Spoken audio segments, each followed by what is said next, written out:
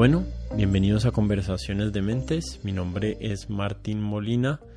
Hoy está cumpliendo un año este podcast desde su primera publicación y quiero tomarme esta oportunidad para darle las gracias a todas las personas que han pasado por aquí, a todos los invitados que han estado abiertos a compartirme de sus historias, de sus ideas, de sus vidas, y creo que es un ejercicio importante este espacio que hay aquí, no solo este, sino todos los similares, y no son pocos, porque creo que estas conversaciones acerca de los temas importantes de nuestro mundo, donde no existe ningún tipo de censura, donde estamos abiertos a estar en desacuerdo, son importantes y son una fuente importante de cómo podemos llegar a comprender el mundo mejor. También obviamente le quiero dar las gracias a todos los oyentes, a todos ustedes que han estado aquí, muchos desde el principio escuchándome, muchos también nuevos y recientes, pero les agradezco por escucharme, les agradezco muchas veces por escribirme de vuelta con sus comentarios y también por ayudarme a difundir esto que estoy haciendo aquí, que me trae mucha felicidad y me trae mucho sentido de propósito en mi vida. Entonces, gracias si no se las he dado antes.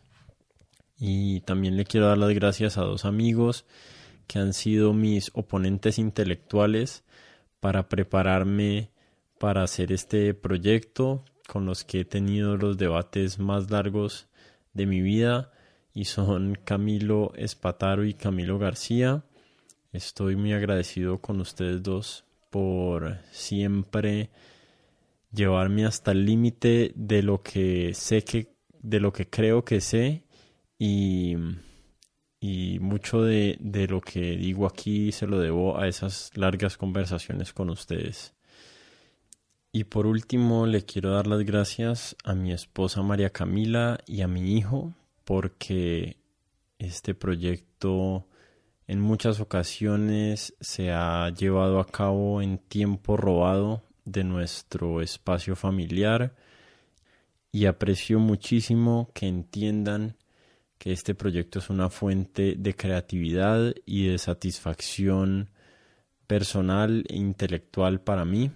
Entonces les agradezco mucho a ustedes dos, María Camila y Noah, y como siempre a los que me están oyendo hoy, los invito a que se suscriban a este podcast en Apple Podcasts o en Spotify, donde sea que lo estén escuchando. Los que llegan aquí por primera vez, los invito a que escuchen los otros episodios. Hay personas, historias e ideas muy interesantes ahí. Y bueno, sin darle más vueltas, como siempre, les dejo mi conversación con Andrei Ram.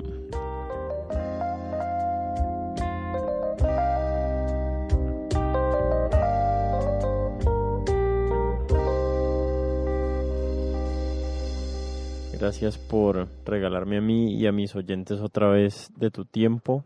Te conté cuando te invité al podcast que voy a publicar este podcast un año después de que empecé, digamos, este proyecto, y vos fuiste mi primer invitado, y estoy eternamente agradecido de que me hayas dado la oportunidad de tener esa conversación que volví a escuchar una vez después de que la tuvimos y muchas veces editándola.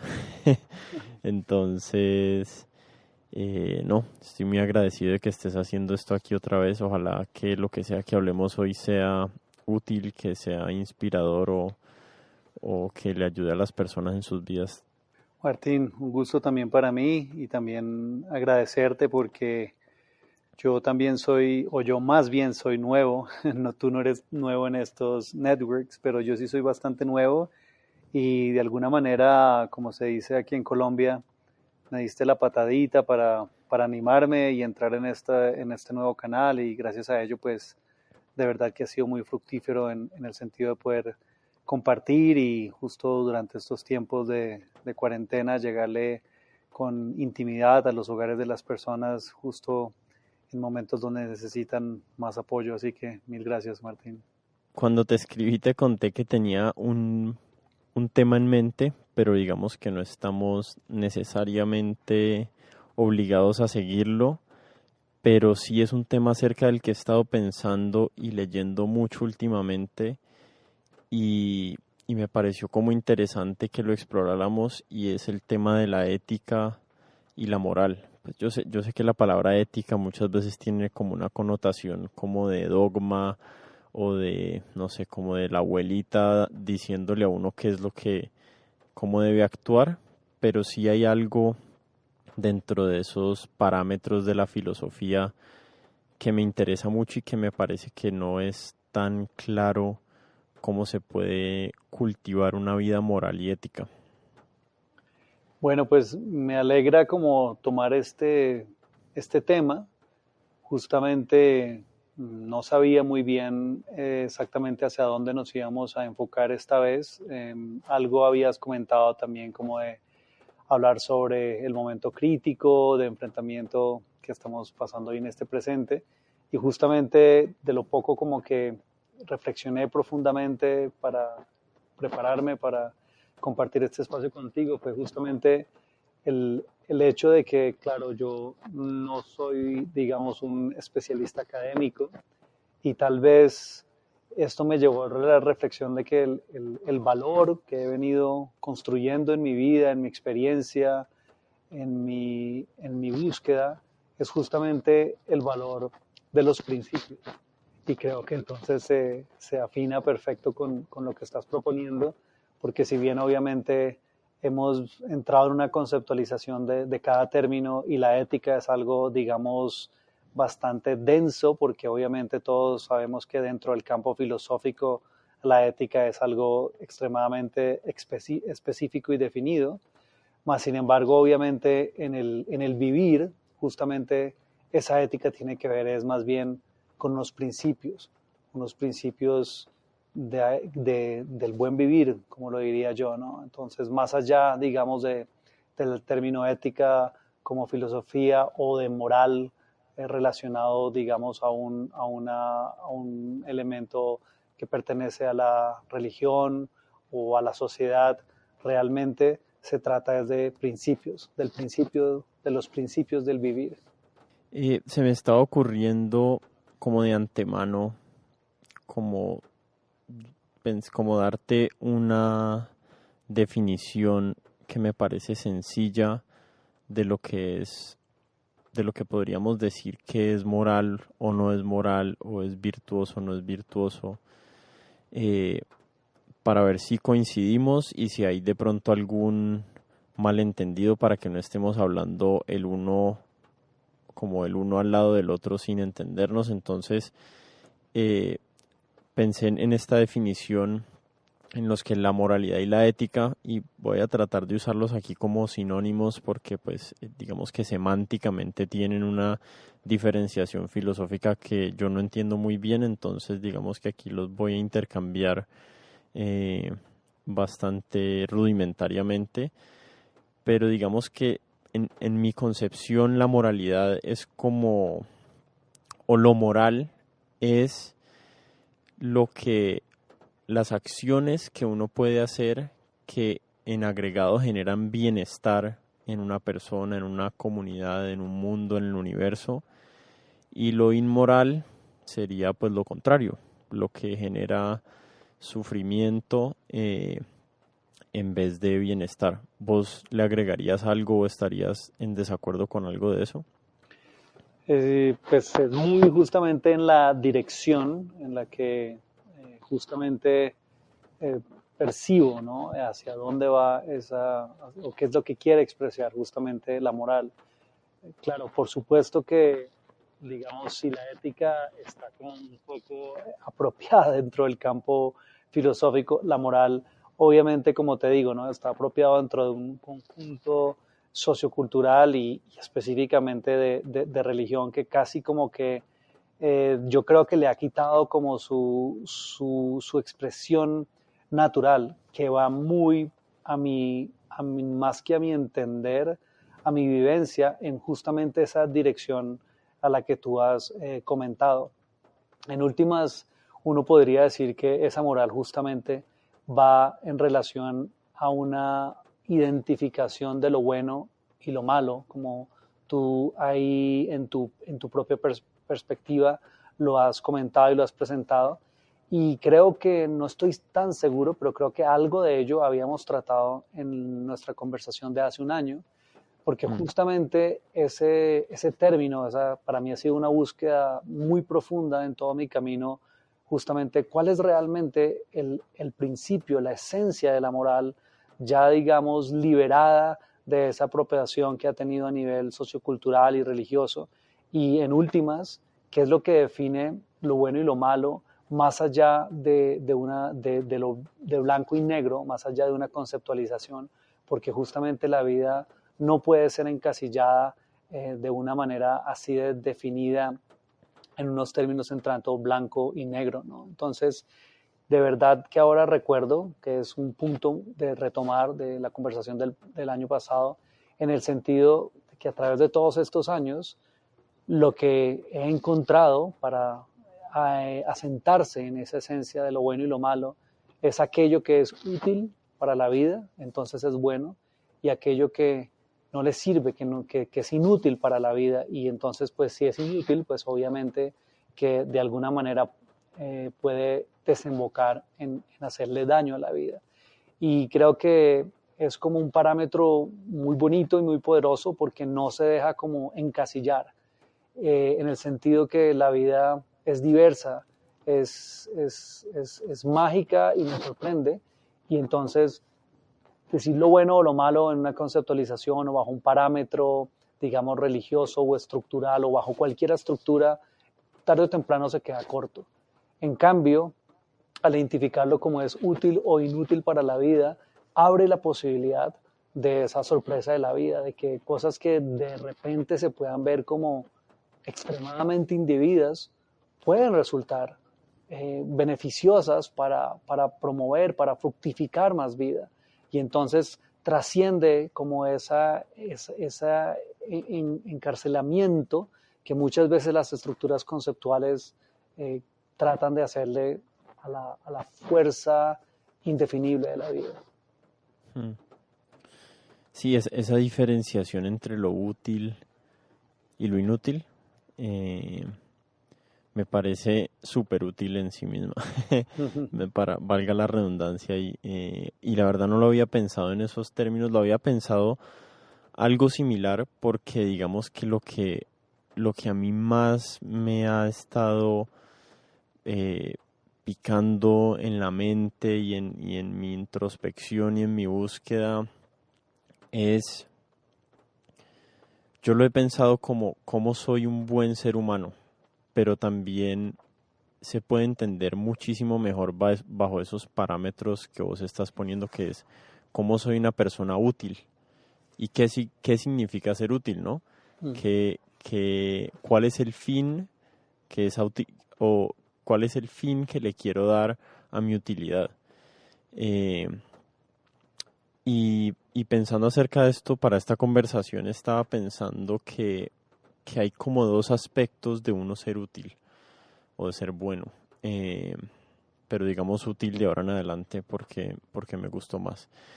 Hay un aspecto que es la intención, y todos sabemos lo que se siente tener una buena intención. Tener una buena intención puede ser la bondad, la compasión, el amor, la entrega, pero todos sabemos que muchas veces es difícil traducir las buenas intenciones a buenos resultados o a ser útil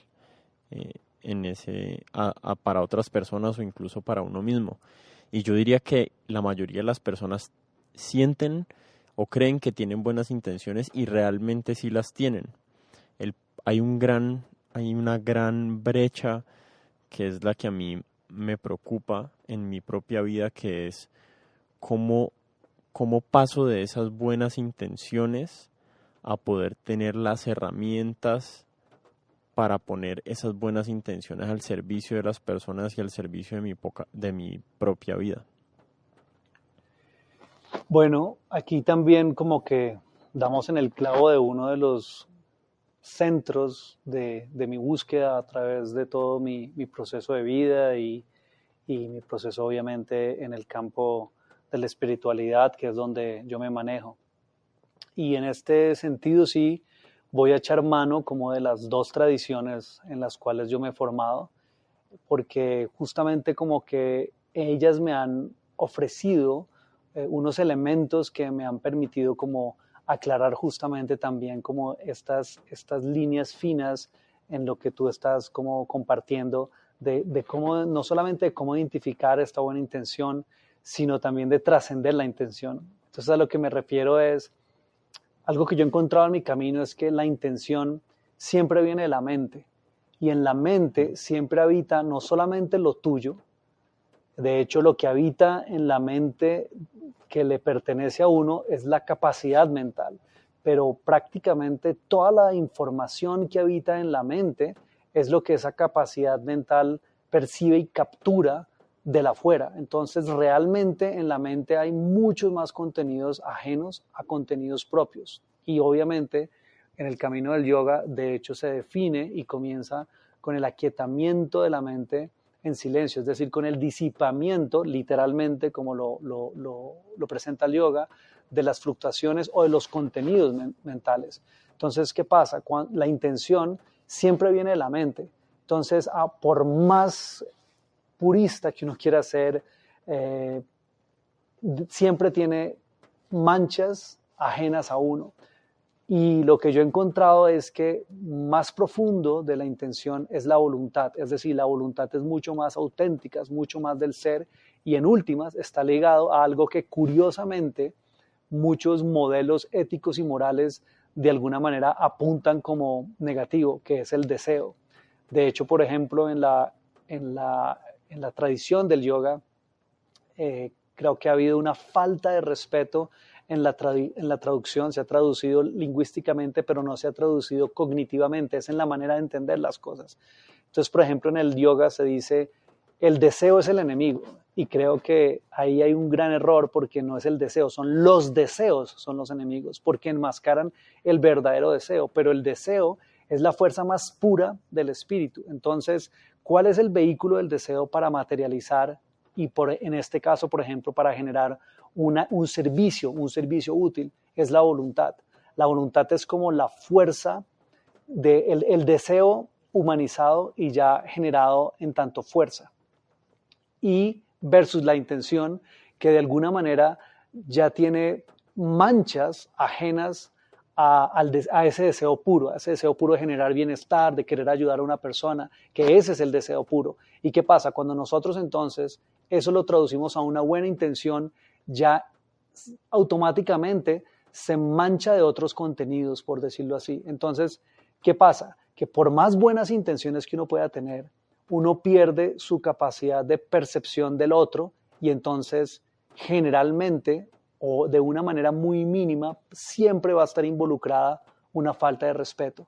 Por ejemplo, si yo tengo la buena intención de ayudarle a un amigo que está, por ejemplo, con cáncer y de pronto tengo en mis herramientas ofrecerle una dieta específica para el cáncer y entonces con la buena intención voy y trato con toda mi buena intención y obviamente detrás de eso hay un deseo, pero ese deseo ya está manchado por contenidos mentales con toda mi buena intención de ofrecerle la dieta, de llevarlo a esta nueva dieta que le va a ayudar con el cáncer.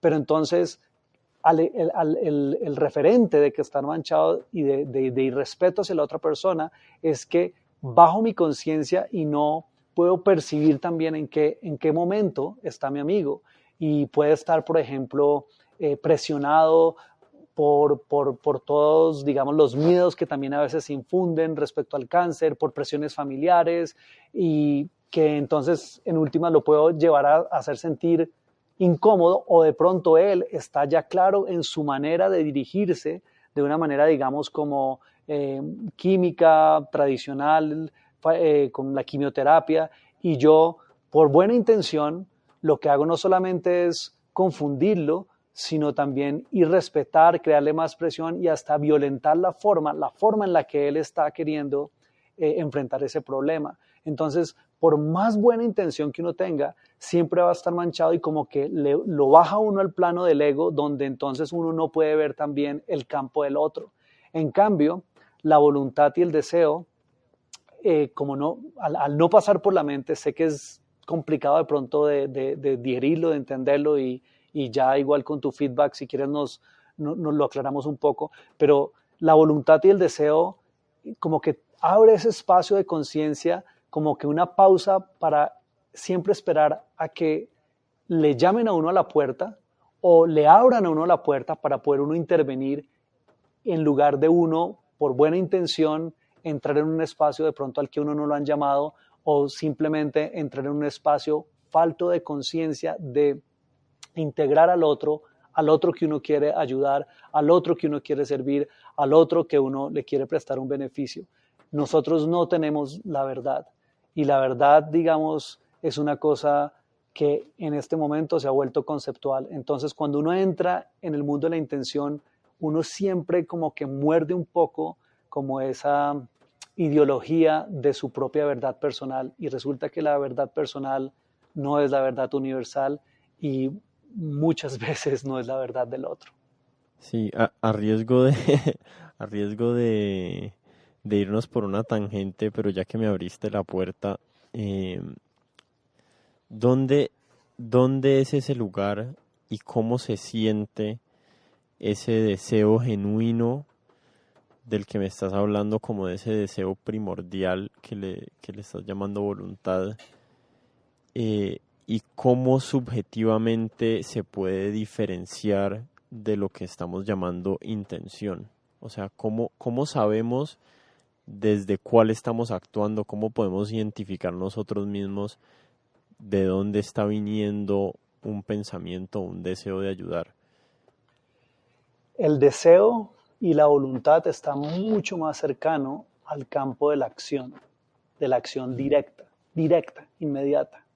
La intención está siempre, no diría mucho más cercana a la mente, sino que la intención siempre está en la mente. O sea, la intención siempre viene de un pensamiento. En cambio, la voluntad y el deseo no. El deseo de una vez te pone en acción. Tú te sientes afectuosamente atraído por una persona y no tienes que pensar si estás atraído o no. O sea, de una eso te lleva a una acción, a una reacción, a una postura respecto a esa persona. En cambio, la intención siempre viene de una idea. Siempre viene de un pensamiento. Estoy ahorita acordando un libro que estoy leyendo donde el autor describe la diferencia entre la imaginación y la experiencia y dice que la imaginación siempre tiene como una cualidad un poquitico más tenue, que no se siente tan real como lo real que uno está experimentando, y no sé si sea algo así como la diferencia que hay entre intención y voluntad.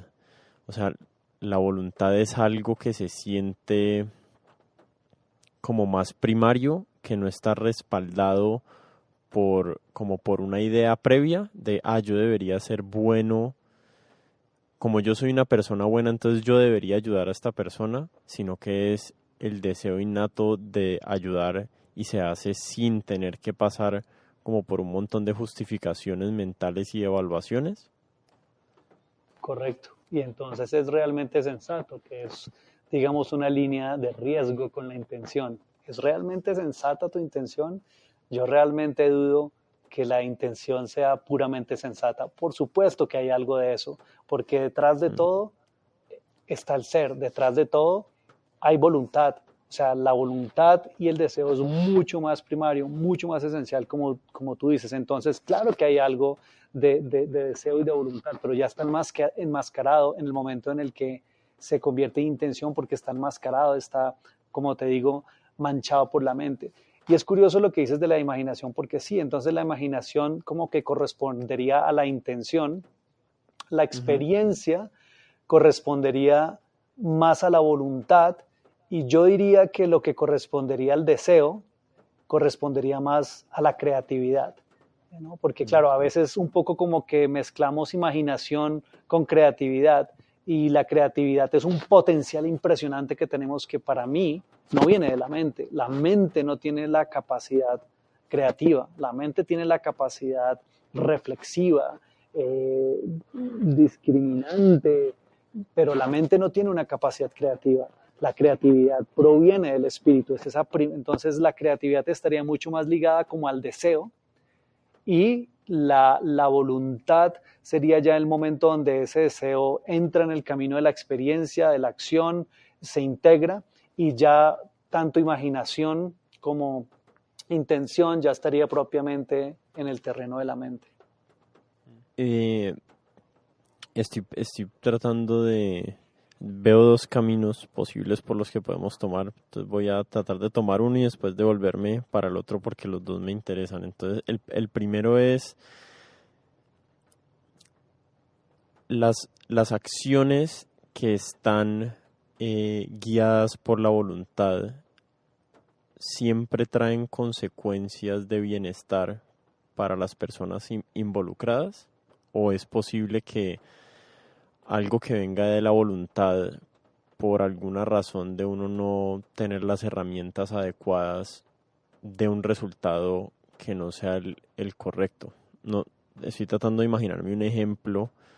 Hoy que estaba hablando con nuestro amigo en común, Camilo García, acerca de este tema, estamos pensando como en un caso hipotético que Camilo y yo estamos en un quirófano o algo así, y a mí me da un infarto, como por más, digámosle, voluntad que él tenga por ayudarme, él no tiene las herramientas, y si hay unos bisturís ahí y él me empieza, no sé, a abrir, a investigar ahí a ver cómo me puede salvar, o estén las herramientas ahí alrededor, él no tiene el conocimiento, él no tiene la estructura para poder serme útil en ese momento. Hay veces que incluso ese sentimiento primordial y ese deseo de ayudar a alguien nos da un resultado que no es el que esperamos y que no es el que queremos. Total, o sea, yo, digamos, si nos ponemos muy puristas, yo sí percibo el espíritu como una fuente exclusivamente de bienestar, ¿no? Luego entonces volvemos en este orden, ¿no? La voluntad ya entra al campo de la acción, y el campo de la acción, tanto como la voluntad, digamos que es un campo neutral. Si hablamos de la voluntad, ya estamos hablando de una fuerza. Entonces, de por sí la fuerza es algo neutral, pero con esa fuerza tú puedes crear o algo negativo o algo positivo, o algo bueno o algo malo, o algo útil o algo inútil. O sea, la voluntad es una fuerza, y con la fuerza tú puedes generar un bienestar, o con la fuerza tú puedes generar un daño, ¿no? Entonces, es más ese campo, digamos neutral, y es hacia dónde utilizas la voluntad, hacia dónde utilizas la fuerza, hacia dónde utilizas la fuerza atómica, ¿no? Por decirlo así, ¿no? Lo puedes utilizar para bien o para mal, para algo útil para la vida o para algo inútil para la vida o dañino para la vida. Y nuevamente, entonces, cuando entramos ya en el campo de la intención, pues allí, digamos, no es que entonces ya entramos en que si el espíritu es benigno, la voluntad es neutral y la intención es necesariamente negativa. No es que sea negativa, pero ya está manchada, y yo creo que de entrada sí tiene una tendencia hacia lo negativo porque no cuenta con el otro. Entonces ahí es muy riesgoso y es muy vulnerable de que de alguna manera haya una falta de respeto y de alguna manera haya una falta de sinceridad. Sí, estoy recordando, eso me hace recordar también una idea que leí una vez, que es que normalmente los seres humanos, cuando actuamos con buenas intenciones, estoy haciendo comillas con mis dedos pero no se puede ver, cuando actuamos con buenas intenciones, muchas veces lo que queremos no es el resultado que el otro quiere, o sea, ayudar a la persona a conseguir lo que quiere, sino de alguna forma señalar que nosotros estamos dispuestos a ayudarlos. O sea, como que nuestro interés no está realmente puesto en el otro, sino que está puesto en la imagen propia que tenemos de nosotros mismos, que no queremos perder, pensándonos a nosotros mismos como buenos o compasivos o lo que sea. Como que no hay realmente un lugar genuino de donde está saliendo esa ayuda, entre comillas, sino que es más como un intento de reforzar nuestra propia imagen. O sea, es un autoservicio en vez de un servicio hacia el otro. O sea, si lo decimos de una manera muy colombiana, o sea, a calzón quitado, Ujú, la intención tiene algo de ego. Y no ujú, solamente algo de ego, porque pues también obviamente hay un lugar del ego que es un lugar, digamos, también neutral, que está en pro como del autocuidado, pero sí es como un arrebatamiento, una dominación del ego sobre la acción y sobre el ser. Definitivamente toda intención tiene algo de ese ego, ujú. Eh, tiene algo de ese narcisismo también. sí, sí, esa es la palabra adecuada, narcisismo. Eh, ¿Cómo entonces podemos cultivar eso que vos le llamas voluntad y deseo? ¿Cómo es, qué caminos hay? ¿Cómo lo identificamos? Cómo nos acercamos a esa parte de nosotros mismos? Yo he estado siguiendo a un maestro de meditación que se llama Locke Kelly, que digamos que viene como, él es muy peculiar, pero digamos que tiene algo de la tradición budista tibetana, y hay algo que él dice durante sus meditaciones guiadas que me ha parecido como muy inspirador y que yo no sentía como con tanta naturaleza, pero él dice que cuando uno aquieta totalmente la mente, bueno, no usa la palabra aquietar, pero como cuando uno realiza realmente qué es lo que hay en un momento, uno se da cuenta que el estadio natural del ser humano, y con natural, no sé bien qué palabra usar, pero primero lo digo y después me ayudas a encontrar la palabra. Como que en ese estadio natural hay como una compasión, hay como una bondad que permea todo. Y yo no he llegado prácticamente a sentir eso que él está tratando de comunicarme, pero sí siento que hay algo de verdad ahí.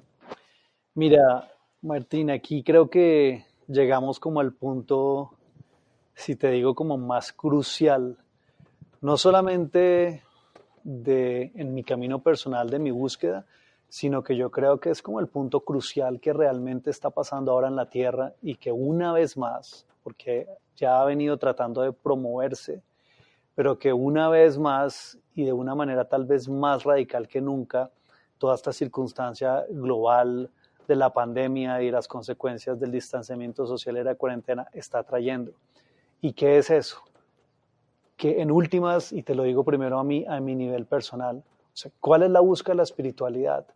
Realmente es la búsqueda de la humanidad pura, es decir, justamente de la humanidad natural.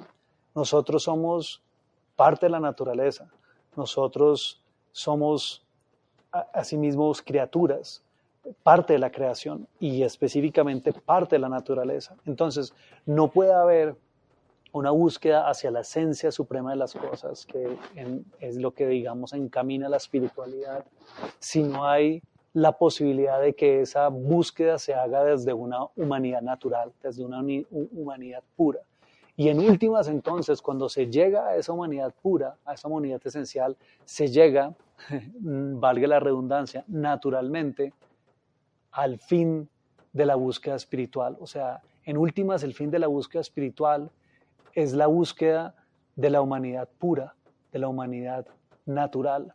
Y claro, a través de la historia de el desarrollo del ego y del egoísmo humano, se ha venido creando unas herramientas y unos literalmente muros artificiales extremadamente poderosos que han cubierto y han dejado en el olvido cada vez más a esa humanidad natural. Entonces se va haciendo cada vez más difícil para nosotros en esa búsqueda, digamos, la natural, humana o espiritual, acceder a ello, ¿no? Entonces, de alguna manera, claro, eso que te inspira el maestro a encontrar es justamente eso. Yo veo que, claro, desde la espiritualidad del Oriente casi que es ascender. Creo que la espiritualidad amerindia, ancestral, tiene una ficha importantísima que ofrecerle al mundo y principalmente al mundo de la espiritualidad mundial, en ofrecerle justamente esa herramienta que es justamente es retornando a uno, es regresando a uno y regresando entonces a esa humanidad natural, como se accede a ese lugar, digamos, este maestro te está inspirando en la meditación. En últimas es realmente poder liberarnos de todas las corazas que durante años ha creado el camino artificial que en mis términos yo le llamo civilización. Vuelvo una y otra vez siempre al mismo punto que es que hemos dejado de ser humanos, somos ciudadanos, nos identificamos con una estructura artificial que lleva muchos años siendo construida y que no es el punto de juzgar si fue a conciencia o inconscientemente, si fue con intención o no, pero que en últimas lo cierto es que ha tapado lo que realmente somos. Y por eso es que los seres caminan en un vacío y en una insatisfacción, porque buscamos, pero buscamos dentro de esa misma dinámica, desde ese andamiaje artificial, llámese civilización, llámese civilizado, y entonces no podemos encontrar porque estamos buscando en un lugar ajeno, artificial, ilusorio. Cuando nosotros buscamos desde la humanidad y en lo real, en la naturaleza, siempre entonces vamos a tener la posibilidad de llenarnos. Es como si somos humanos, pero estamos buscando la fuente de la plenitud marciana. Y el humano solamente puede encontrar la fuente de la plenitud en la fuente humana de la plenitud.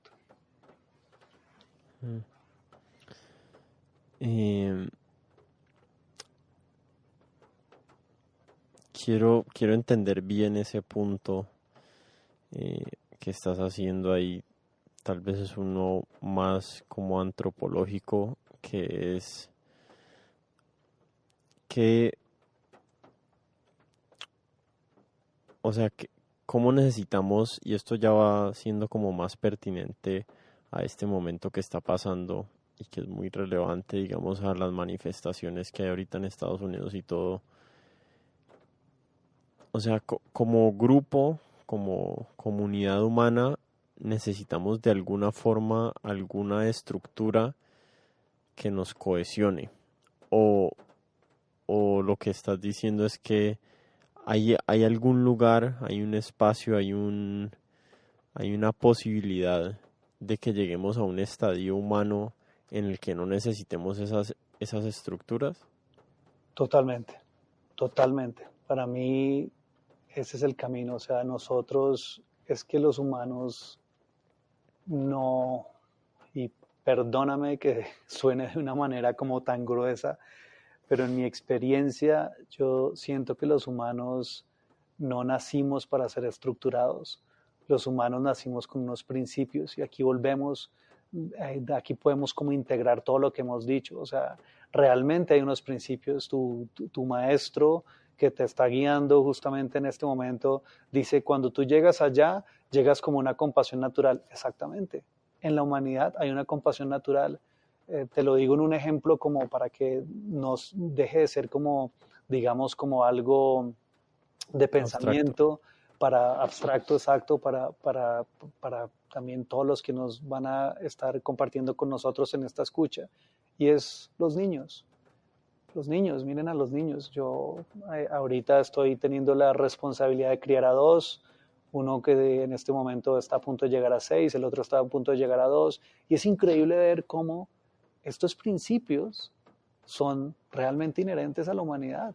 O sea, la humanidad no nace con un pecado original.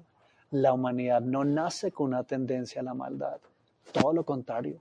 La humanidad nace con una tendencia a la bondad. La humanidad nace con una bondad original, porque venimos de la divinidad, nacemos con una divinidad original, que de pronto en otros sistemas uno diga, claro, la vida no comienza acá, uno ya trae algo recorrido, claro, esas ya son manchas, pero justamente cuando uno nace uno tiene nuevamente el chance de volver a arrancar, no desde la mancha, sino desde esa divinidad original, desde esa bondad original. Y justamente esa es la herramienta que tenemos para que después, cuando esas manchas de pronto que vienen del atrás, si lo vemos dentro de esa perspectiva, uno pueda sobrellevarlas, sobreponerse a ellas, dejarlas atrás.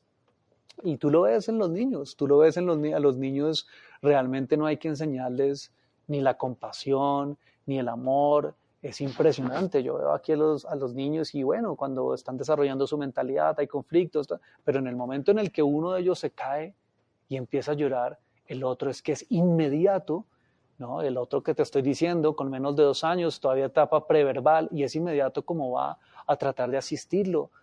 Y entonces no va con una intención, va directamente dirigido desde su voluntad y desde su deseo puro de su ser, del espíritu.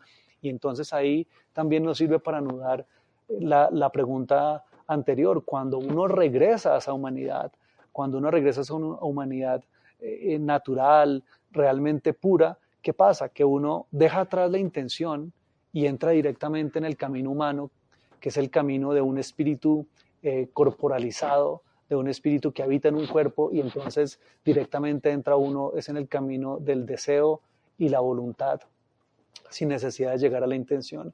Yo firmemente creo que si uno estudia las tradiciones ancestrales donde la humanidad todavía no estaba supeditada a estructuras, sino que simplemente se construía a partir de principios, yo sinceramente creo que en ninguna de esas culturas existía el término intención. Sí, me gustaría mucho ver el mundo con tu optimismo, pero te- tengo la mancha en mi cabeza de, no sé, hay algo que me hace sentir que el ser humano en su naturaleza también, como que siento que el ser humano tiene ambos potenciales. Siento que tiene el potencial para conectarse con toda esa bondad, pero siento que tiene también de alguna forma inherente ese potencial de generar sufrimiento y de ser fuente de sufrimiento para las conciencias que lo rodean. Eh, no sé, creo que ese es un debate, el debate más antiguo de la filosofía. No, el Martín, yo creo que estamos en la misma página. Lo que yo te estoy diciendo va en coherencia, o sea, lo que yo es exactamente lo mismo, pero recuerda, dijimos la voluntad como una fuerza, que no Mm, es que entonces ya la voluntad te lleva a lo benéfico, no, es una fuerza, es neutral, va por un lado, va para el otro. Y en mi manera, de mi experiencia, donde yo diría es, o va para el ego y seguir al ego, y a la supremacía del ego, o va para el retorno a su esencia, que es el espíritu. Y si tú lo ves en el yoga específicamente, es retornar justamente a esa esencia del espíritu, es despojarse de todo lo demás. Y si tú lo ves en otra tradición, como puede ser la indígena, es cuidar el mantenerse en esa esencia, en el caso indígena, humana natural, que es un espíritu humanamente expresado y puro. Pero definitivamente, claro, como tú dices, ¿no? El potencial, la fuerza, o sea, la voluntad es la fuerza, entonces es un potencial que puede ir hacia uno o hacia el otro lado. Vuelvo y te digo, el ego en su nivel más básico está ahí para que nosotros tengamos autocuidado, pero justamente eso es lo que ha creado esta civilización y estas estructuras artificiales de dominación, porque toda estructura es una estructura de dominación. Y mm, te lo digo así de grueso, inclusive en la espiritualidad. Si la espiritualidad se elabora mediante una estructura, termina siendo o una religión o un culto o simplemente una supremacía, una fuerza que trata de tomar supremacía sobre las otras estructuras espirituales, llámense religiones, cultos o caminos espirituales. Entonces, definitivamente es un potencial. ¿Y qué es lo que hace la diferencia? O retornas al espíritu o muerdes la tentación de que el ego se alborote, que el ego tome control de ti. El ego tiene una función y debe estar al servicio de nosotros de autocuidado, pero no más. Pero es peligroso porque en la medida en que alimentamos el ego, entonces el ego va tomando control de nosotros. Y todos tenemos ese potencial de irnos hacia la exacerbación del ego y terminar en estructuras artificiales que buscan la supremacía, o de regresar al espíritu, que es el camino de regresar a lo esencial, de regresar a la humildad, de regresar a la libertad. O sea, ves a las personas de poder y por qué llegaron a donde llegaron y por qué llegan a ese nivel de violencia, de supremacía, porque están en un camino de seguir su ego, de seguir su nombre personal, de seguir su poder, acrecentando su poder personal. Y ves en el otro camino de la búsqueda, digámoslo así, espiritual, o de la búsqueda del retorno a ese ser, a esa humanidad pura, y es todo lo contrario, es despojarse de todo eso y en ese lugar entonces volver a encontrar a lo que nos une a todos y eternamente nosotros. Definitivamente la diferencia entre el uno y el otro es que el uno se identifica con sus ropajes y sigue acrecentando sus ropajes y los ropajes que se le ponen encima, y el otro está tratando de despojarse de los ropajes, y entre más se despoja de esos, llega a un lugar realmente común, realmente de unidad, realmente colectivo, realmente fuente, realmente compartido. Una última pregunta porque tenemos que volver a nuestras familias ambos. Correcto. ¿Dónde me encuentro con esa voluntad? ¿Está en la meditación, está en el silencio o hay muchos caminos como llegar a Roma, como dice el refrán? Absolutamente hay muchos caminos como llegar a Roma. Hay tantos caminos para llegar a Roma como seres, ni siquiera diría humanos, sino como seres vivientes. ¿Y cómo se llega? Vuelvo y te digo, es algo, te comparto como a donde he llegado en este punto de mi vida, en este punto de mi búsqueda, a mi retorno, y yo creo que es regresando a la humanidad, pero de verdad regresando a la humanidad desnuda, regresando a la humanidad sin que cargue ninguna mancha de estas estructuras artificiales, de este ego colectivo, de este ego global, de este ego patriarcal, de este ego religioso, de este ego socioeconómico, o de este ego simplemente personal.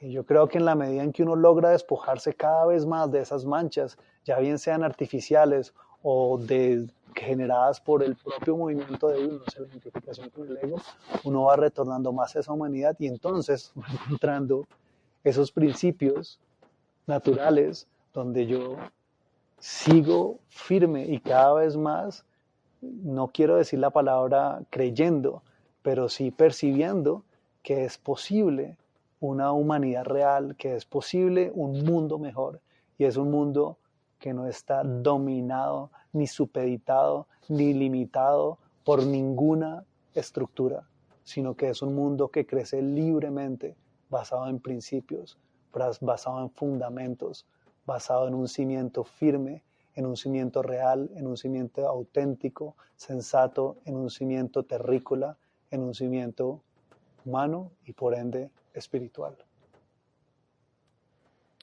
Bueno, qué bonita forma de terminar. Muchas gracias, Andrei, por tu tiempo. Muchas gracias por tus palabras y por dejarme hurgarte la mente durante 45 minutos. No sé si tengas algún mensaje para despedirte de las personas y si no, pues vamos dando por terminada la sesión. Puede sonar un poco narciso o un poco rosa o no sé cómo puede sonar, pero no me ha surgado la mente. me has hurgado el corazón y el espíritu y te doy absoluta gratitud porque así entonces me permites cultivarlo y fertilizarlo.